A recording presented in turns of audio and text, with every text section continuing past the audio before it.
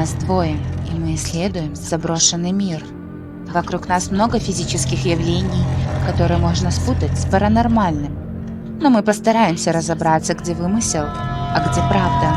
Развеем мифы и оставим только истину. Вы готовы оказаться по ту сторону?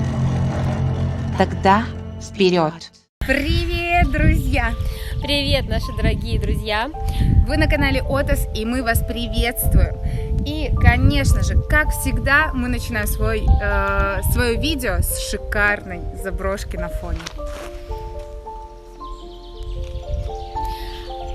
Дорогие, мы эту заброшку нашли вообще абсолютно случайно. Мы ездили снимать вот эту вот церковь, которую вы видели в предыдущем выпуске, костел, да, почему я все время говорю церковь, на кладбище. И вот мы на карте увидели случайно эту красоту, решили посмотреть, приехать, и мы были в шоке. Мы даже не ожидали, ребята, что здесь такие масштабы, поэтому мы отправляемся внутрь и желаем вам приятного просмотра. В конце 18 столетия имение в деревне Раваничи досталось дворянскому роду Слатвинских, и здесь сразу же началось строительство усадьбы. Возведением родового поместья занялся Антон Слатвинский. Он же в 1799 году заложил в деревне костел и осветил его в честь своего небесного патрона святого Антония. В середине 19 века маршалк Минской губернии Людвиг Слатвинский решил полностью реконструировать усадьбу. Он построил дворец в классическом стиле, на месте сада с огородами разбил пейзажный парк с водоемами. К сожалению, дворцовый комплекс постигла традиционная для белорусских земель судьба. Некоторое время поместье использовалось в хозяйственных целях, потом начало разрушаться. Сейчас от него остались лишь руины. Но особый колорит придает ему еще одна история, связанная с этими землями. В 1832 году один поэт рассказал своему другу Александру Пушкину о дворянине Островском из деревни Раваничи, который грабил богатых и делился с бедняками. Именно он послужил прототипом героя Дубровского в одноименной повести. Пейзажному парку повезло больше, чем дворцу, хотя он и одичал без должного ухода. Здесь еще хватает красивых уголков. Сохранились некоторые деревья-экзоты, которым когда-то славился этот парк. Сегодня он имеет статус памятника природы республиканского значения. Вот такая периферия белорусская. Ну, а мы приближаемся к чему? К усадьбе Слатвинских. Между прочим, ребятки, занимательный факт. Тот костел, да, тот костел, в котором мы были, должна была являться их родовым склепом. Вот так вот. Тут костел был построен именно для этого рода. Ничего себе. Да. Вот такой занимательный факт. Огромный. Массивный, да. Очень массивный. Давно мы таких заброшек массивных не видели. Ну, именно в этом усадьбе в этом антураже, да, именно. Не было ни одной, наверное, усадьбы такой большой. Ну почему? Ну, кроме Нубаев. Помнишь, мы там лазили, тоже большая. Ну, она небольшая, она небольшая. Ты посмотри! Очень большая. Ого. Масштаб нереальный. Я в шоке. Вот люди живут среди такой красоты. Да. Открыты ворота? Не знаю. Может, и открыты. Обалдеть, ребята. Просто вот этот масштаб. Вам его, конечно, да, открытые ворота, если получится, мы сейчас пройдем. Вот этот масштаб, вам, конечно, его не передать. 1952 год. Реально, открытые ворота, мы сейчас, конечно же, туда пройдем. Обалдеть, я в шоке. Вот, ребятушки, 1000. Это очень красиво. Сейчас я вам приближу. 1952 годочек. Я думаю, что здесь когда-то был, может быть, какой-то местный клуб или школа. Почему потом, висит? Да, уже после Потому усадьбы. что сама усадьба, она очень старая. Угу. Это точно не 1952 год. Офигеть, ребята. Это еще старше. И вот дальше еще одно здание. Тоже, возможно, как конюшни. Я в шоке. Блин, Офигеть, Машка. Будем ли мы здесь кого-то вызывать? Теперь вопросик, да? Офигеть. Реально, ребятушки, я вам скажу, что это место мы сейчас нашли просто случайно. Мы даже не знали, что он здесь существует. Мы просто на карте увидели, что он здесь есть. Вот, и мы сюда вот попали, и как бы мы даже не знаем сейчас, у нас даже нет плана, что с ним делать. То есть какой-то эксперимент или просто. Давайте пока что обойдем, посмотрим в принципе, что здесь есть. Опять же, эти массивные колонны гигантские. Это же просто масштабы нереальные.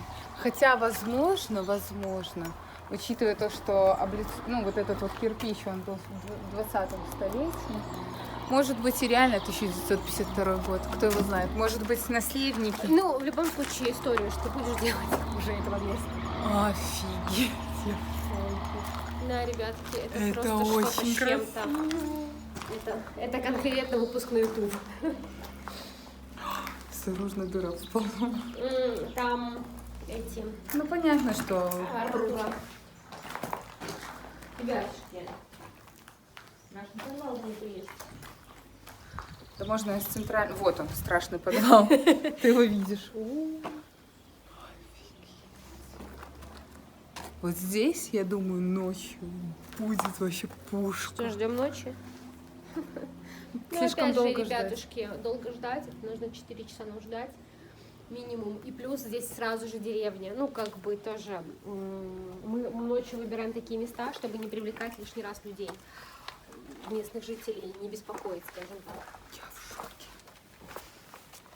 Ну, вот эти вот балки... Тоже ждали, потому что тут не только снизу, тут сверху, как бы, непонятки. Непонятки.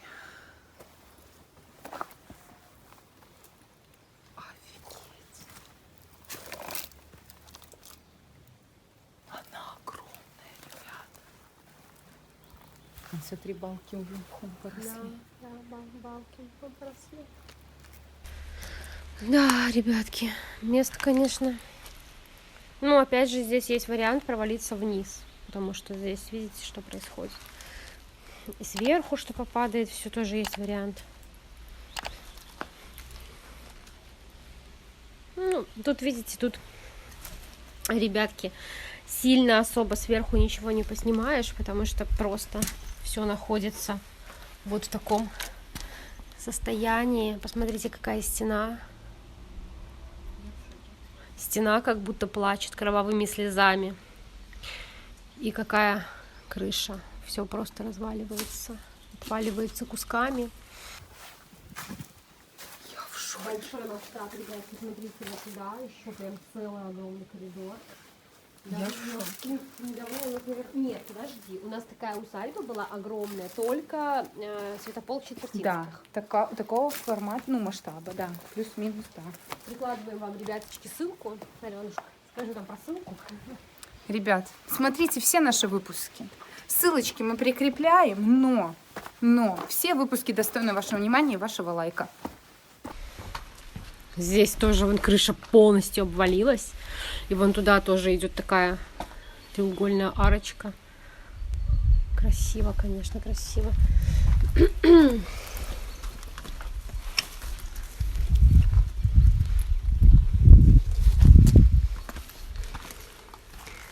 Главное ничего не трогать, чтобы ничего не начало рушиться. Ну, здесь везде одна и та же картина. Нету полов. Все везде балками просто, крыша вся поехавшая, кирпичи вот по этим разбросаны. И вот уже даже, видите, деревьями все сверху. Начали деревья сюда уже зарастать. Ну, такие дела. Комнаты довольно большие, ребята. Но крыша ужасна. Просто. Она прям на сопельках держится. Но стены, опять-таки, широченные. Не знаю, сколько здесь слоев кирпича. 1, 2, 3, 4. 4 кирпича, ребята. Ну и было электричество. Тоже вот такая вот прелесть тут идет. Обалдеть. Я в шоке. Посмотрите, насколько оно тоже высокое. То есть там вот еще, получается, был еще один этаж сверху. Как минимум 1, а то и 2. Вам просто масштаб не передается, насколько это, конечно, огромное строение.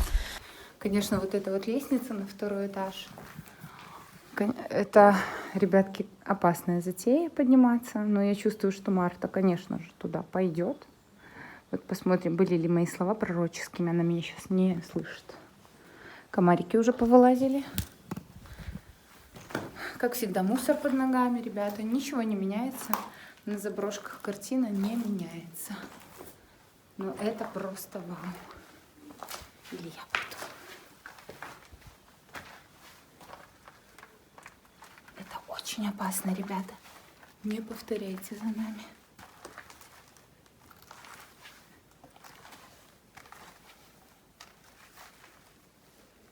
Офигеть.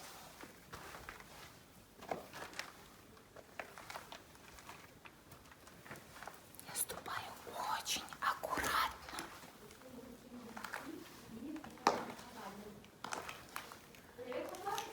Да. Да.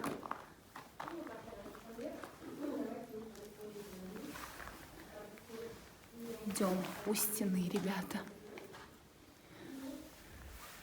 Офигеть. Вот там вот мы ходили снизу. Вот это самый верхний этаж получается. Крыши нет. Здесь вот так вот все уже обрушилось, балки на соплях. Обалдеть. Масштабы просто нереальные. Ну и, конечно же, люди добрались и до сюда, чтобы граффити оставить. Ну а тут бетонная крыша, которая тоже уже со временем от сырости, от усталости осыпается. Я под огромным впечатлением, ребята. Ну, сейчас аккуратненько вдоль стеночки уходим.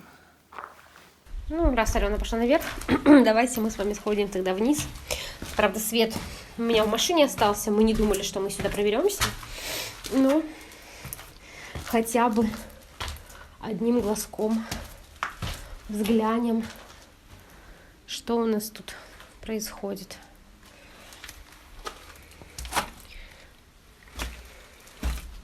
Ну, тоже вот можно в подвальное помещение пройти через улицу. Ой, здесь как-то прям сыро, как во всех подвальных помещениях. Кстати, вон люди, стоят люди. Стоит девочка. Ну да ладно. Тут лестница, ребятки. Вам, конечно, не сильно видно. Прошу прощения, что мы без света. Не знала я, что здесь будет он нужен и необходим.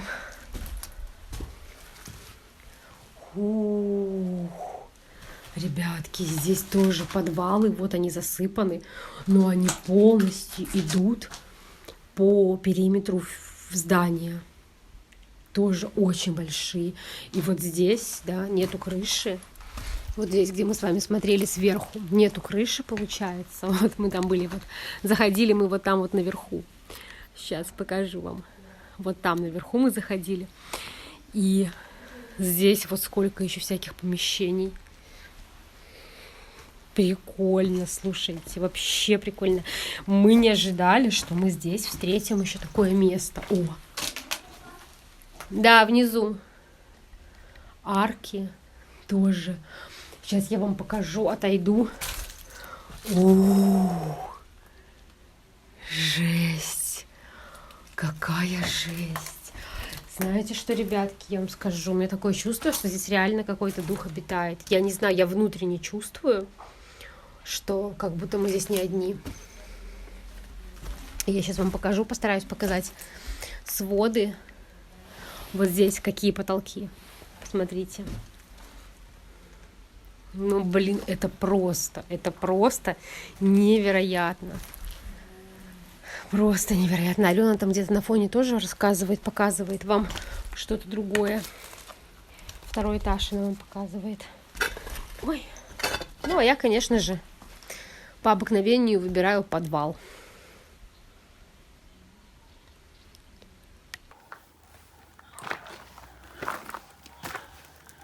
Я вам покажу, ребята, Вот здесь вот были перила, получается, видите, остатки. Вот такие вот бетонные были перила. Главный вход. Так. Вот это получается фойе. Здесь сразу лестница наверх, да? Там комнаты, все дела. Вот это вот центральный выход. Только представьте, какова красота это была, когда это вот здесь кипела жизнь. Ты вот так вот выходишь, у тебя огромный балкон тут и винтовая лестница с двух сторон. Вот здесь вот одна и вот здесь вот вторая. Это же нереально красиво, ребята. Это же просто, это вот смотрите, она идет вот так вот скатом вниз. Это вот сразу вспоминается мультик Анастасия, не знаю, Романовы, не знаю, вот эти все королевские семьи, какие-то очень богатые семьи, которые могли себе позволить жить в таких хоромах. Здесь у нас задний двор с тоже большими этими гигантскими балками, ой, не балками, а колоннами, тоже гигантские колонны. Тоже лестница. Очень красивое было здание. И, ребятки, у меня вопрос. Вот это вот что такое? Что это такое? Вот это что такое? Это бассейн должен был быть? Или что это должно было быть? Вот там должны были подводиться трубы. Я не понимаю. Либо это какой-то пруд, может, хотели делать. Какие-то звуки из усадьбы. Хрустящие. Здесь есть еще одно вот такое вот интересное местечко, кстати. А здесь у нас культурная ценность. Как бы, да? Если вот это у нас не культурная ценность, да, вот это вот не культурная, а вот этот сарай с пристройкой культурная ценность, то я не знаю. Это, конечно, супер странно. Ну да ладно. Хотя я догадываюсь, что эта культурная ценность распространяется, эта табличка и на это здание, и вот на это здание тоже. Так, исторично-культурная ценность. Былая сидиба, другая половина 19 столетия. Сейчас я обойду вокруг, посмотрим, что здесь интересного нам жизнь приготовила вокруг этого зданица. Будет ли здесь что-нибудь реально интересное или нет. Там уже, ребятки, вырос лес. Даже если посмотреть в щелочку, вырос там уже лес. Не пробраться. Везде, видите, все заколочено. Очень интересно, что здесь очень много чего полили. Видите, здесь везде эти кострища.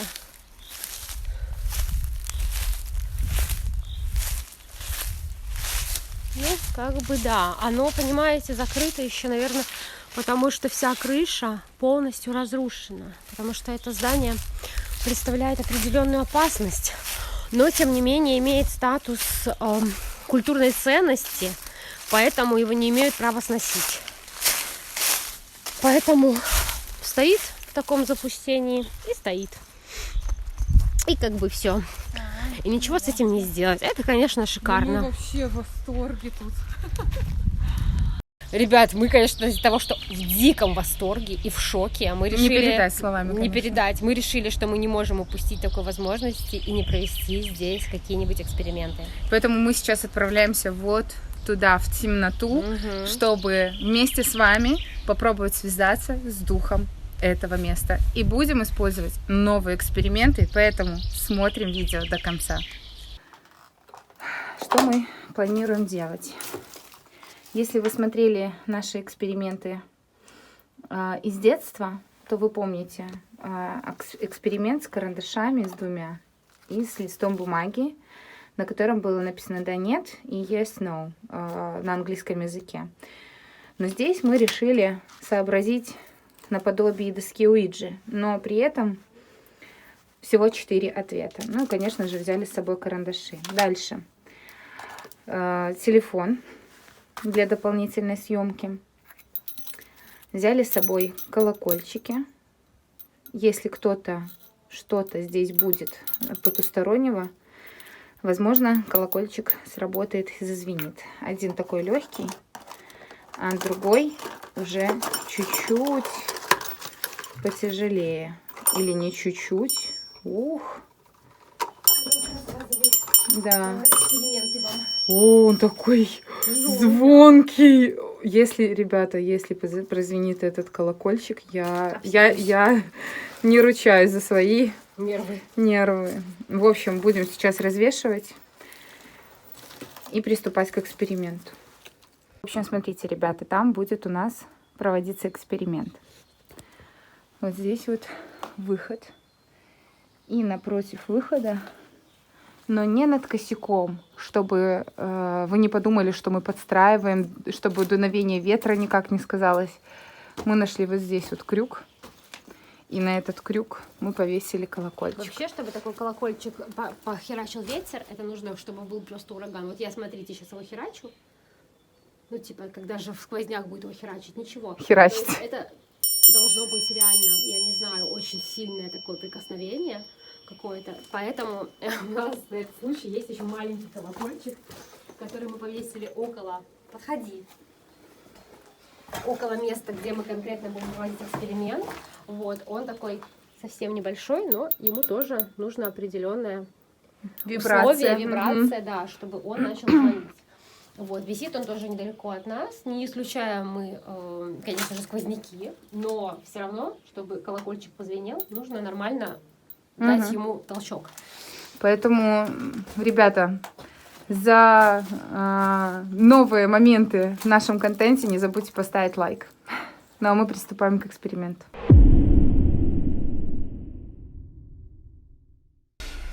Ну что, ребятушки, начинаем проводить эксперименты. Сегодня у нас, наконец, что-то новенькое для вас, что-то интересное, тем более в таком антуражном месте, в подвале. Надеюсь, что нам животные не помешают, и мы сможем с кем-нибудь связаться. Птицы. Надеюсь, животные не помешают. Сразу же просто птица. Погнали. Дух этого места, приди. Дух этого места, приди.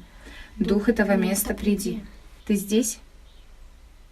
Если да, то укажи карандашом на «да».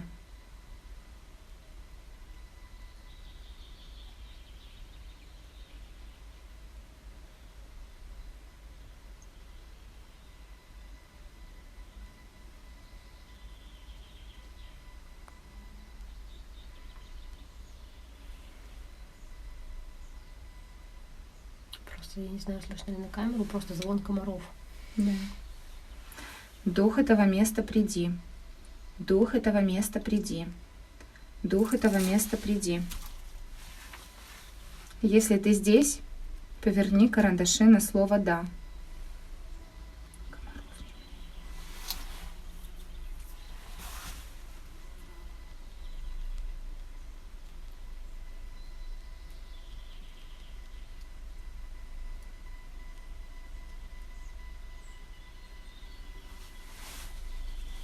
Дух этого места, приди. Дух этого места, приди. Дух этого места, приди. Если ты пришел, попробуй, пожалуйста, передвинуть карандаш и на слово «да».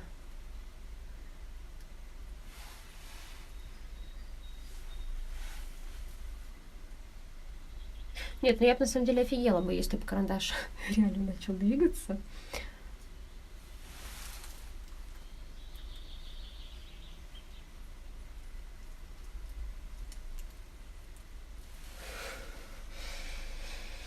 Но пока без движений. Я предлагаю попробовать с кубиками.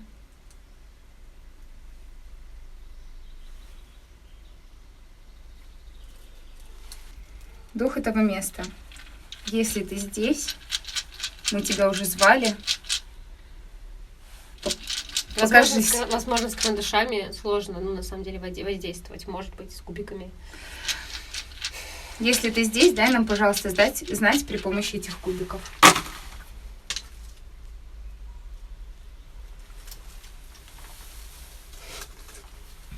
Он упал буквой К. Угу. Так.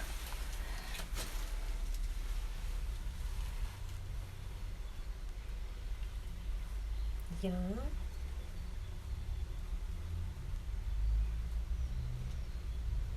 Но тут непонятно. Что за вздох, вы знаете, сейчас? Было такое. Если это люди, которые здесь могут ходить. Ну так близко.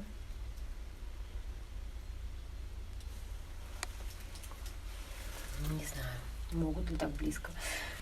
Если ты здесь, дай нам ответ при помощи этих кубиков.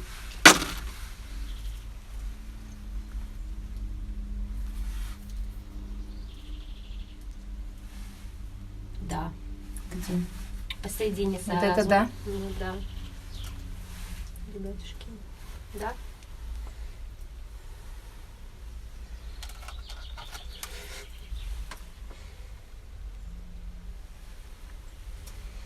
Да, может еще можно какое-то слово собрать. В любом случае, да, есть. Давайте попробуем еще раз. Спросить, ты кто?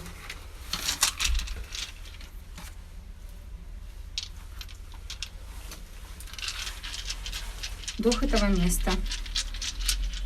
Ты кто? Человек, сущность, дух, домовой или кто-то еще? Дай нам, пожалуйста, ответ при помощи кубиков.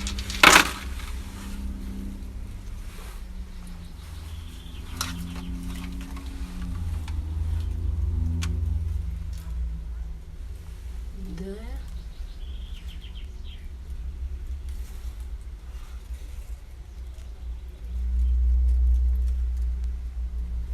Нет, я чего-то не вижу.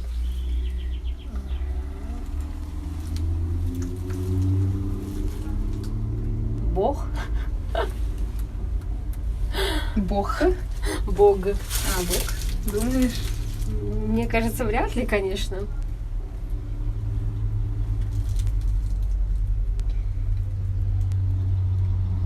Ну, тут только если подбирать слова, ребята. Но если вы что-то увидите, ребят, то Напишите, в пожалуйста, в комментариях, да. Ну, очень много согласных. Дух этого места, скажи, пожалуйста, как тебя зовут?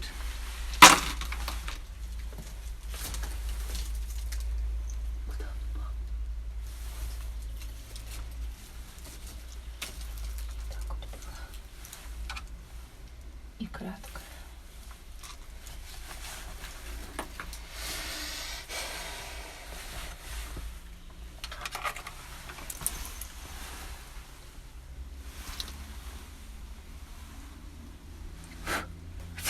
Блин, прям на пальце. Тут можно много вариантов придумать, на самом деле. Здесь и много согласных. И А, и О, и И, и И. Поэтому, ребятушки, если видите реально какие-то имена, либо что-то, вы нам, конечно же, пишите в комментариях. Также мы посмотрим, как звали из рода, того рода, который здесь жил. Возможно, мы найдем здесь ответ. Возможно, совпадение будет, да. Дух этого места, спасибо большое тебе в любом случае. Мы попробуем расшифровать то, что у нас получилось от кубиков. И желаем тебе хорошего существования. Хоть на связь никто не вышел, ребятушки, но в любом случае место очень внушительное, место очень такое какое-то могущественное, я не знаю, как сказать правильно. Несет в себе какую-то силу однозначно, возможно, из-за масштабов, потому что масштабы очень впечатляют, прямо очень впечатляют. Я очередной раз восхищаюсь нашими историческими заброшками, а с другой стороны разочаровываюсь, что они в таком плачевном состоянии. Да. Я думаю, знаешь, что еще? Попробовать с карандашами. И если... И что у нас получится, вы увидите на бусте. Именно эксперимент с карандашами, ребятушки. И реально ли здесь кто-то с нами не выйдет на связь вообще никак. Потому что с карандашами, как правило, если кто-то есть, с нами всегда выходит на связь. Вот. Ну Если никого не будет, то карандаши это покажут, что здесь реально никого нет. И увидите вы это на бусте. Подписывайтесь, ссылочка в описании под видео.